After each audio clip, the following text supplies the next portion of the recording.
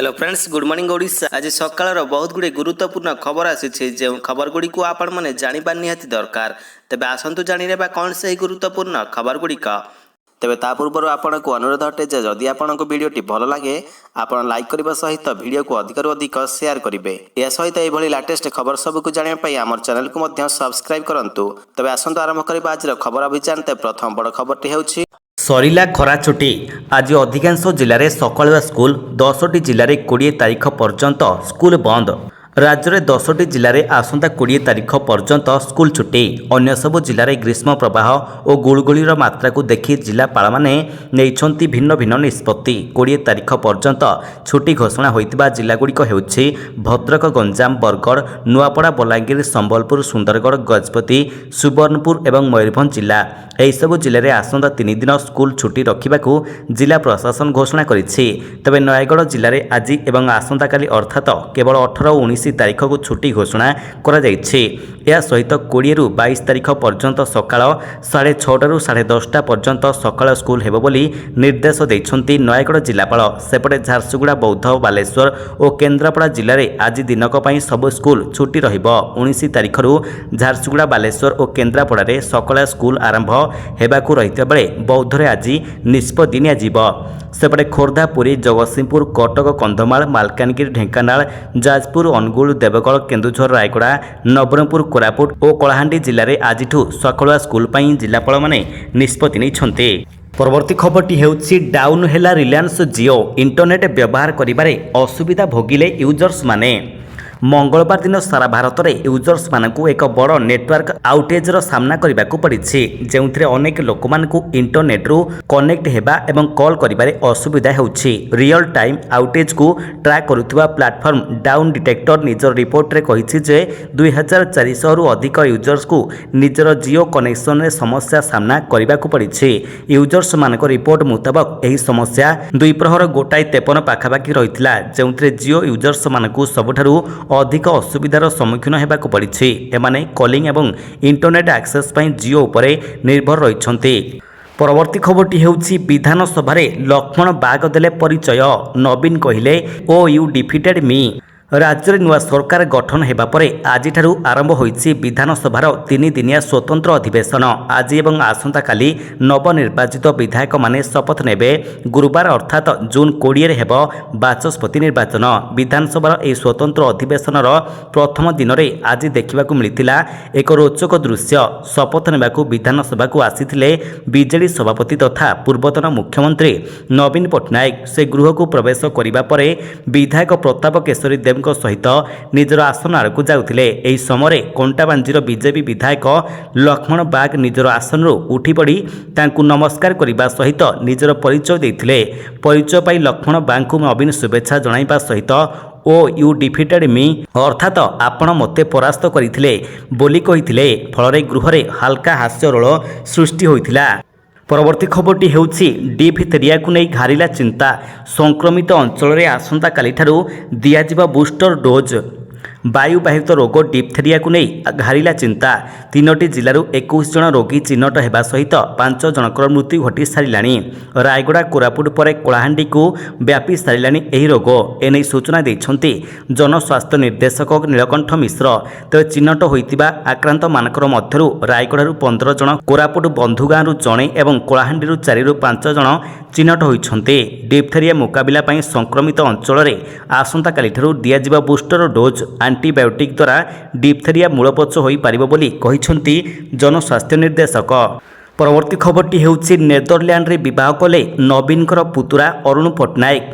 नादिया को कले जीवन साथी। विवाह बंधन में बांधिले पूर्वतन मुख्यमंत्री नवीन पट्टनायक पुतुरा अरुण पट्टनायक।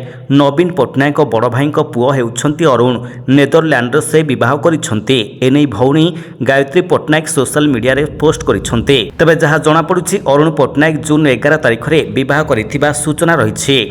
परवर्ती खबरटी हेउछि राजधानी राजरास्ताରେ बुलुछन्ति गजराज। भुवनेश्वर अंधारुआ अंचल में जनबसती मुहां हेले हाथी। ରାଜଧାନୀ ରାଜରାସ୍ତାରେ ବୁଲୁଛନ୍ତି ଗଜରାଜ। ଭୁବନେଶ୍ୱର ଉପକଣ୍ଠ ଅନ୍ଧାରୁଆ ଦାସପୁର ନିକଟରେ ବୁଲୁଛନ୍ତି ହାତୀ। ଜନବସତି ମୁହାଁ ହେଉଛନ୍ତି ଗଜରାଜ। ଗତକାଲି ରାତିରେ ଜଙ୍ଗଲ ପଟୁ ଆସି ରାସ୍ତା ପାର ହେଉଥିବାର ଦୃଶ୍ୟ ଦେଖାଯାଇଛି। ନିତିଦିନ ଏହିଭଳି ଭାବରେ ହାତୀପଲ ଜଙ୍ଗଲ ପଟୁ ଆସି ଜନବସତି ଆଡ଼କୁ ଯାଉଛନ୍ତି। ଦିନ ଓ ରାତି ସମୟରେ ଏଭଳି ଯାତାୟାତ କରି ଫସଲ ନଷ୍ଟ କରୁଛନ୍ତି। ଲୋକେ ମଧ୍ୟ ଏହାକୁ ନେଇ ଭୟଭୀତ ରହିଥିବା ବେଳେ ଖାଦ୍ୟ ପାଇଁ ହାତୀ ରାସ୍ତା ପାର ହେଉଥିବା କହିଛନ୍ତି ଜଙ୍ଗଲ ବିଭାଗ କର୍ମଚାରୀ। ପରବର୍ତ୍ତୀ ଖବରଟି ହେଉଛି ବିଧାନସଭାରେ ନବନିର୍ବାଚିତ ବିଧାୟକଙ୍କର ଶପଥ ପାଠ। ଶପଥ ନେଲେ ମୁଖ୍ୟମନ୍ତ୍ରୀ ଓ 2 ଉପମୁଖ୍ୟମନ୍ତ୍ରୀ। ଆଜିଠୁ ଆରମ୍ଭ ହୋଇଛି ବିଧାନସଭାର 3 ଦିନିଆ ଅଧିବେଶନ। ଏହି 3 ଦିନ ପାଇଁ ଆରମ୍ଭ ହେଉଥିବା ବିଧାନସଭାର ଅଧିବେଶନରେ ଶପଥ ପାଠ କାର୍ଯ୍ୟକ୍ରମ ଚାଲିଛି। ତେବେ ଶପଥ ନେଇଛନ୍ତି ରାଜ୍ୟର ସମସ୍ତ ନବନିର୍ବାଚିତ ବିଧାୟକ। ଶପଥ ପାଠ କରାଇଲେ କାମଚଳା ବାଚସ୍ପତି ରଣେନ୍ଦ୍ର ପ୍ରତାପ ସ୍ୱାଇଁ। ପ୍ରଥମେ ବିଧାୟକ ଭାବରେ ଶପଥ ନେଲେ ମୁଖ୍ୟମନ୍ତ୍ରୀ ମୋହନ ମାଝୀ। ଆଉ 2 ଉପମୁଖ୍ୟମନ୍ତ୍ରୀ କେଭି ସିଂହଦେଓ ଓ ପ୍ରଭାତୀ ପରିଡ଼ା ମଧ୍ୟ ବିଧାନସଭାରେ ବିଧାୟକ ଭାବରେ ଶପଥ ଗ୍ରହଣ କରିଛନ୍ତି। ପରବର୍ତ୍ତୀ ଖବରଟି ହେଉଛି ଏନ୍ସିଇଆରଟି ଅଧ୍ୟକ୍ଷଙ୍କର ସୂଚନା। ପାଠ୍ୟପୁସ୍ତକରେ ବ୍ୟବହାର କରାଯିବ ଉଭୟ ଭାରତ ଓ ଇଣ୍ଡିଆ ଶବ୍ଦ। ଜାତୀୟ ଶିକ୍ଷା ଗବେଷଣା ଏବଂ ପ୍ରଶିକ୍ଷଣ ପରିଷଦ ବା ଏନ୍ସିଇଆରଟି ପାଠ୍ୟପୁସ୍ତକଗୁଡ଼ିକରେ ଦେଶର ନାଁ ଉଭୟ ଭାରତ ଏବଂ ଇଣ୍ଡିଆ ବ୍ୟବହାର କରାଯିବ। ଏନ୍ସିଇଆରଟି ଅଧ୍ୟକ୍ଷ ଦିନେଶ ପ୍ରସାଦ ସାକ୍ଲାନି ଏକ ଗଣମାଧ୍ୟମକୁ ସାକ୍ଷାତକାର ଦେବା ଅବସରରେ ଏହି ସୂଚନା ଦେଇଛନ୍ତି। ସବୁ ଶ୍ରେଣୀର ପାଠ୍ୟପୁସ୍ତକଗୁଡ଼ିକରେ ଇଣ୍ଡିଆ ପରିବର୍ତ୍ତେ ଭାରତ ଲେଖିବା ପାଇଁ ଏକ ଉଚ୍ଚସ୍ତରୀୟ କମିଟି ସୁପାରିଶ କରିଥିବା ବେଳେ ଦିନେଶଙ୍କର ମନ୍ତବ୍ୟ ଉଲ୍ଲେଖନୀୟ। ବହିରେ ଉଭୟ ଭାରତ ଓ ଇଣ୍ଡିଆ ଶବ୍ଦ ବ୍ୟବହାର କରାଯିବ। କୌଣସି ଶବ୍ଦକୁ କାଉନସିଲର ବିରୋଧ ନାହିଁ ବୋଲି ଏନ୍ସିଇଆରଟି ଅଧ୍ୟକ୍ଷ ସ୍ପଷ୍ଟ କରିଦେଇଛନ୍ତି। ପରବର୍ତ୍ତୀ ଖବରଟି ହେଉଛି ଗ୍ରାହକଙ୍କୁ ଲାଗିଲା ଝଟକା। ସାବୁନ ସାମ୍ପୁ ଏବଂ ଡିଟର୍ଜେଣ୍ଟ ବି ହେଲା ମହଙ୍ଗା। ମୂଲ୍ୟ ବଢ଼ାଇଲେ ଏଫ୍ଏମ୍ସିଜି କମ୍ପାନୀ। ମହଙ୍ଗା ମାଡ଼ରୁ ଆଶ୍ୱସ୍ତି ମିଳିବା ସ୍ୱପ୍ନ ହୋଇଯାଇଛି। ପରିବା ଦରରେ ବୃଦ୍ଧି ଘଟିବା ଲୋକମାନଙ୍କୁ ଚିନ୍ତାରେ ପକାଇଛି। ହେଲେ ବର୍ତ୍ତମାନ ଏଫ୍ଏମ୍ସିଜି କମ୍ପାନୀମାନେ ସାଧାରଣ ଲୋକମାନଙ୍କୁ ମହଙ୍ଗା ଝଟକା ଦେଇଛନ୍ତି। ଗତ 2ରୁ 3 ମାସରେ ଏଫ୍ଏମ୍ସିଜି କମ୍ପାନୀ ନିଜର ଫୁଡ୍ ଏବଂ ପର୍ସନାଲ କେୟାର ପ୍ରଡକ୍ଟସ ଗୁଡ଼ିକର ମୂଲ୍ୟରେ 2ରୁ 17% ପର୍ଯ୍ୟନ୍ତ ବୃଦ୍ଧି କରିଦେଇଛନ୍ତି। ବିଜନେସ୍ର ଏକ ରିପୋର୍ଟ ମୁତାବକ ଏଫ୍ଏମ୍ସିଜି କମ୍ପାନୀମାନେ ସାବୁନ ଏବଂ ବଡି ୱାଶ ପରି ପ୍ରଡକ୍ଟସର ମୂଲ୍ୟରେ 2ରୁ 9% ପର୍ଯ୍ୟନ୍ତ ବଢ଼ାଇଛନ୍ତି। ହେୟାର ଅଏଲର ମୂଲ୍ୟରେ 8ରୁ 11% ଏବଂ ଅନ୍ୟପଟେ ଚୟନ ଫୁଡ୍ ଆଇଟମ୍ସ ମୂଲ୍ୟରେ 3ରୁ 17% ମହଙ୍ଗା ହୋଇଛି। ତେବେ 2022 ଏବଂ 2023ର ଆରମ୍ଭରେ ମଧ୍ୟ ଖର୍ଚ୍ଚ ଏବଂ ଇନପୁଟ୍ ଖର୍ଚ୍ଚ ବୃଦ୍ଧି ହେତୁ କମ୍ପାନୀଗୁଡ଼ିକ ମୂଲ୍ୟ ବୃଦ୍ଧି କରିଥିଲେ। ପରବର୍ତ୍ତୀ ଖବରଟି ହେଉଛି ଫ୍ୟାନ୍ସମାନଙ୍କର ପାଇଁ ଆସିଲା ଦୁଃଖର ଖବର। ଏବେ ରିଲିଜ୍ ହେବ ନାହିଁ ପୁଷ୍ପା 2। ଅଗଷ୍ଟ ରିଲିଜ୍ ହେବ ନାହିଁ ପୁଷ୍ପା 2, ଯାହାକୁ ଅପେକ୍ଷା କରିଥିଲେ ସାରା ଦେଶର ଫ୍ୟାନ୍। ଯାହାର ରିଲିଜକୁ ଚାହିଁ ବସିଥିଲେ ଓଡ଼ିଶାର ଅଗଣିତ ଦର୍ଶକ, ତାର ରିଲିଜ୍ ଡେଟ୍କୁ ଘୁଞ୍ଚାଇ ଦିଆଯାଇଛି। ପୁଷ୍ପା ଝୁକେକା ନାହିଁ, ହେଲେ ଏବେ ପୁଷ୍ପା ଖାଲି ନଇନି ବରଂ 4 ମାସ ପଛକୁ ଘୁଞ୍ଚି ଯାଇଛି। ଯାହା ଅନୁମାନ କରାଯାଉଥିଲା ତାହା ସତ ହୋଇଛି। ପୁଷ୍ପା 2ର ରିଲିଜ୍ ଡେଟ୍କୁ ଘୁଞ୍ଚାଇଛି ପ୍ରଯୋଜନା ସଂସ୍ଥା। ଏଣିକି ଅଗଷ୍ଟ 15ରେ ନୁହେଁ, 4 ମାସ ପରେ ଅର୍ଥାତ୍ ଡିସେମ୍ବର 6 ତାରିଖ ରିଲିଜ୍ ହେବ। କୁହାଯାଉଛି ଅନେକ ଗୁଡ଼ିଏ ପୋଷ୍ଟ ପ୍ରଡକ୍ସନ୍ କାମ ବାକି ରହିଛି। ସିନେମା ପ୍ରେମୀମାନଙ୍କୁ ଭଲ ସ୍ୱାଦ ଦେବା ସହିତ ନିଆରା ଅନୁଭୂତି ଦେବାରେ ଯେପରି ଗୋଟିଏ ବି ସୁଯୋଗ ମିସ୍ ନ ହୁଏ, ସେଥିପାଇଁ ଆହୁରି ସମୟ ଆବଶ୍ୟକ। ଏହାକୁ ଦୃଷ୍ଟିରେ ରଖି ସିନେମାକୁ ଘୁଞ୍ଚାଇ ଦିଆଯାଇଛି। ପରବର୍ତ୍ତୀ ଖବରଟି ହେଉଛି ସୁରେଶ ପୂଜାରୀଙ୍କର ନିର୍ଦ୍ଦେଶ। ଲାଞ୍ଚ ନେଲେ ହେବ କଡ଼ା କାର୍ଯ୍ୟାନୁଷ୍ଠାନ।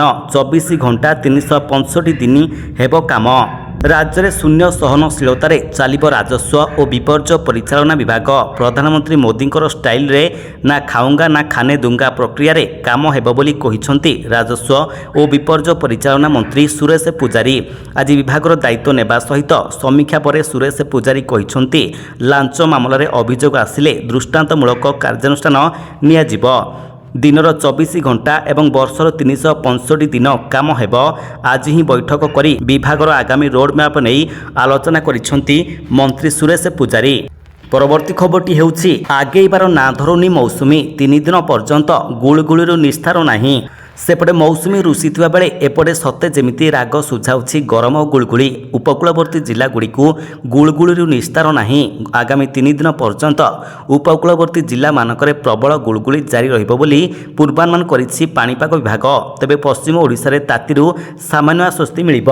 ଆଗାମୀ 5 ଦିନ ପର୍ଯ୍ୟନ୍ତ ଦକ୍ଷିଣ ଓ ପଶ୍ଚିମ ଓଡ଼ିଶାର କିଛି ଜିଲ୍ଲାରେ ବର୍ଷାର ସମ୍ଭାବନା ରହିଛି। 19 ଓ 20 ତାରିଖରେ ବର୍ଷାର ପରିମାଣ ବଢ଼ିବ। ବରଗଡ଼, ଝାରସୁଗୁଡ଼ା ଓ ସମ୍ବଲପୁର ଜିଲ୍ଲାର କିଛି ସ୍ଥାନରେ ପ୍ରବଳ ବର୍ଷା ହେବା ନେଇ ପୂର୍ବାନୁମାନ କରିଛି ପାଣିପାଗ ବିଭାଗ।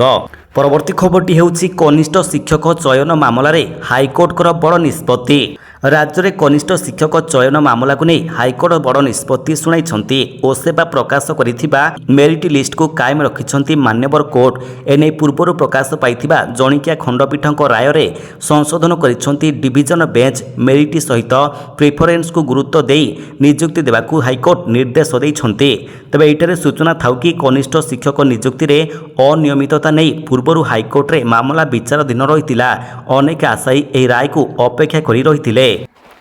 ତେବେ ଏହିଭଳି ଲାଟେଷ୍ଟ ଖବର ସବୁକୁ ଆପଣ ଜାଣିବା ପାଇଁ ଆମର ଚ୍ୟାନେଲକୁ ସବସ୍କ୍ରାଇବ୍ କରିବା ସହିତ ଭିଡ଼ିଓକୁ ଅଧିକରୁ ଅଧିକ ସେୟାର କରନ୍ତୁ। ଧନ୍ୟବାଦ।